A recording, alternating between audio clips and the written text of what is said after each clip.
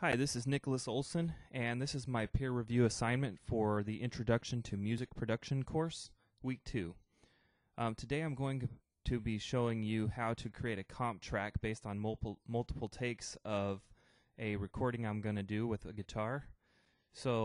And I'm using Protools as my DAW, and I'm using a feature called playlists, which will enable me to loop record a certain section or the part that I'm going to be doing today, and it'll automatically record it onto different tracks within the same track, basically, and the tracks are called playlists. And it makes it a lot easier to record a section of a song and do multiple takes multiple times without pressing stop and start and stop and start over and over again. Now, the first thing to do in order to set that up in Pro Tools is to go into the Preferences under Operation tab and click this box here that says Automatically Create New Playlists when loop recording. And you can just ignore this track Audio 2 for now, because what that is my mic track so that I can hear myself better. And I'm going to be using Audio 1. I'll just go ahead and rename it so that way I know.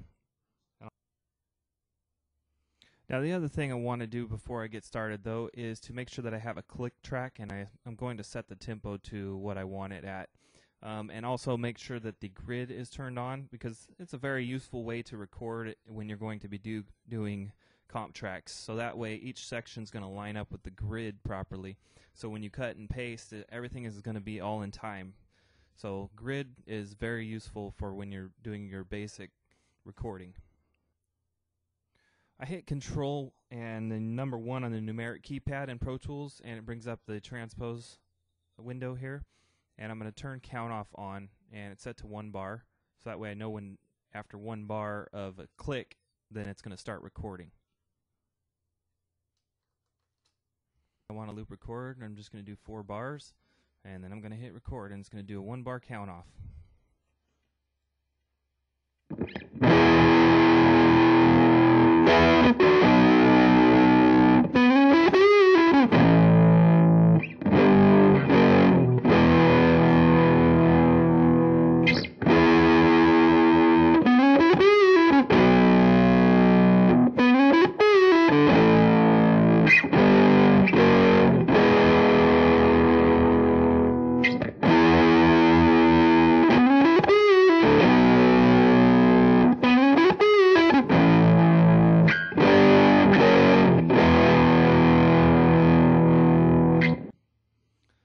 As you can see, it has recorded several takes here. I did it multiple times. This would be a lot of information to actually go through to find the best parts of, but that's part of the recording process, and I'm not a great guitarist, so unless I practice it quite a bit first, I'm bound to have several takes to work with. And now we're going to start slicing up these tracks into the best parts. And what we'll do to do that is first create a new playlist by clicking on this little arrow here, and that'll give us an empty track here to cut and copy and paste to, but without making a new track. So we're just making a new playlist. So again, I've created a new playlist so that I can cut and paste sections of these different takes onto. I've gone ahead and zoomed in also a little bit so that way it's easier to see what I'm working with, and I also listened through some of this a little bit so that way I knew which parts I was going to start with here. And I've already selected this section here, so I would solo that and listen to it. Okay, so now I'm going to go ahead and copy that section. So I click here for the selector tool, copy the first bar. Control C is a shortcut for copy, and then it makes a new region over here because I actually copied a piece from that one region. Now I'm going to paste it here with Control V. And bam, there you have it. That's the first section that I'm going to use. Now, I like this section for the second bar, so I'm going to copy that. It creates a new region, and I'm going to paste it here where I want it.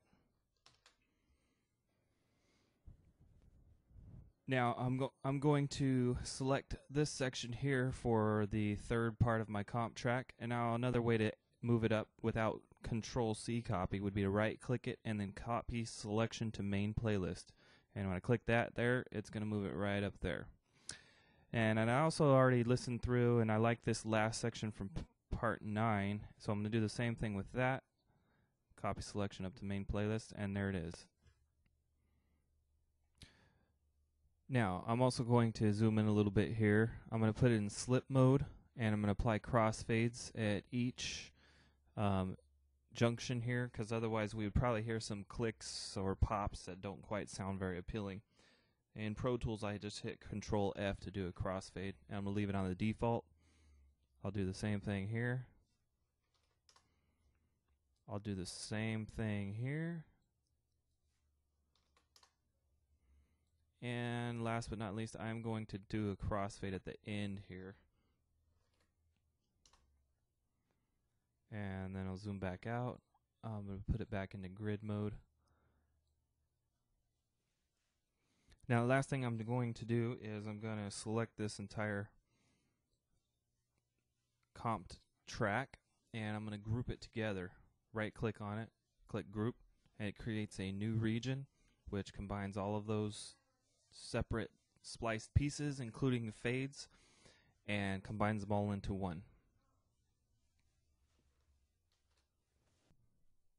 Now I'm going to go ahead and play the track for you. I know you couldn't hear it while I was doing this whole screencast because I'm not really familiar with how to make that happen yet in the screencasting procedure because I've never really done this before. So I'll just go ahead and hold the mic up, and hopefully it doesn't sound too bad when I play it through the speaker for you here.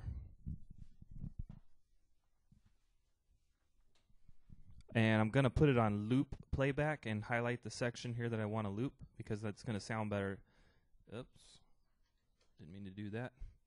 It's going to sound better when I let it play through a couple of times.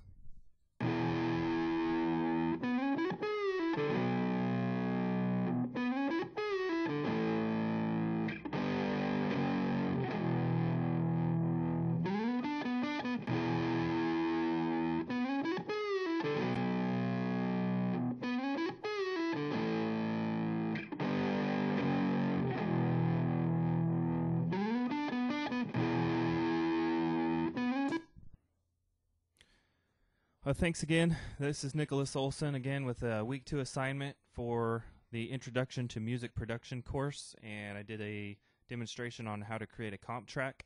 Sorry about the audio and not being able to hear the guitar throughout the whole thing. And again, go easy on me. This is my first screencast, so I'm not real good at doing that yet, and hope that you liked it. Thank you.